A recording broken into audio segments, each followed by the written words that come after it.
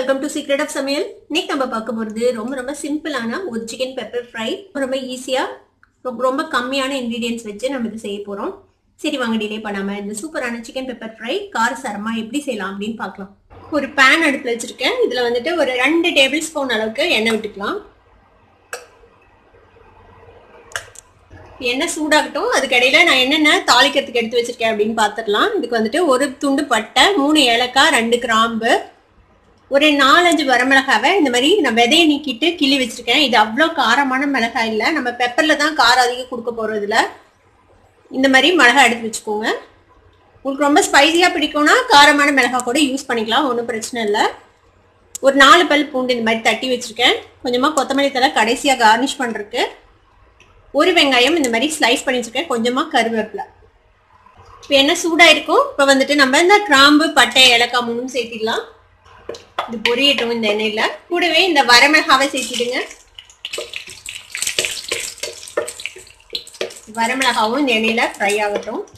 இப்போ வரமிளகாவும் நல்லா பொரிஞ்சிச்சு பாருங்க. இப்போ இது கூட நம்ம கருவேப்பிலை சேர்த்திக்கலாம். கூடவே இந்த இடிச்சு வச்சிருக்கிற பூண்டு சேர்த்திக்கோங்க.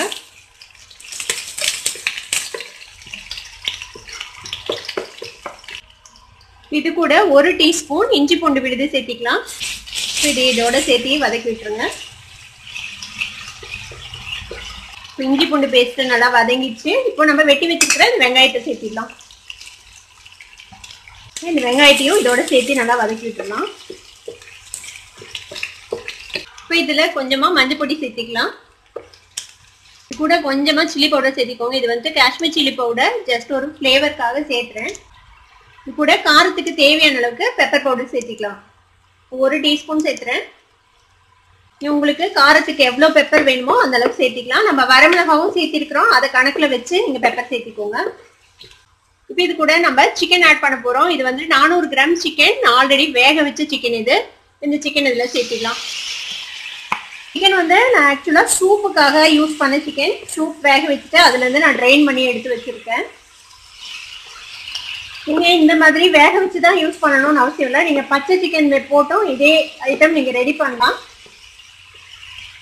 இந்த ஸ்டேஜில் பச்சையா சிக்கனை போட்டு நீங்கள் வேக வச்சுக்கணும், அவ்வளோதான் வித்தியாசம். இப்போ இதுக்கு தேவையான உப்பு போட்டுக்கலாம். நான் வந்துட்டு சூப்லேருந்து வடிச்சிட்டேன், அதனால இதில் உப்பு இருக்காது சிக்கனில்.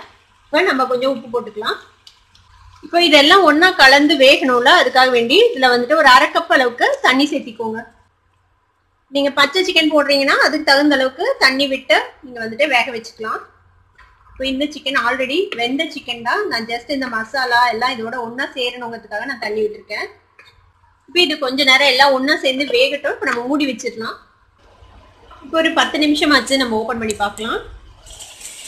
இங்கே பாருங்க, இப்போ வந்துட்டு லைட்டாக கிரேவியோட இருக்குல்ல. நீங்கள் இதை இன்னும் ட்ரை பண்ணணுன்னாலும் பண்ணிக்கலாம்.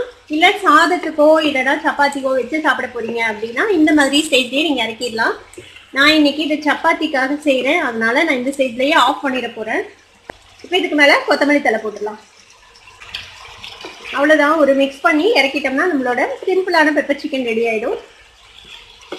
இப்போ இந்த சிக்கனை இந்த மாதிரி ஒரு சர்விங் பவுலுக்கு மாற்றிடலாம். நம்ம இந்த சிக்கன் வறுவல் வந்துட்டு சப்பாத்திக்கு, ரோட்டிக்கு, நான்கு அதுக்கெல்லாம் தொட்டு சாப்பிடலாம்.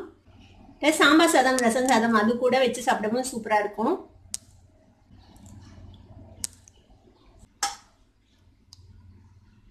இந்த சூப்பரான சிக்கன் பெப்பர் ஃப்ரையை நீங்களும் ட்ரை பண்ணி பாருங்க. ட்ரை பண்ணி பார்த்துட்டு எப்படி இருந்தது அப்படின்னு எனக்கு கமெண்ட்ஸ் ஃபீட்பேக் கொடுங்க.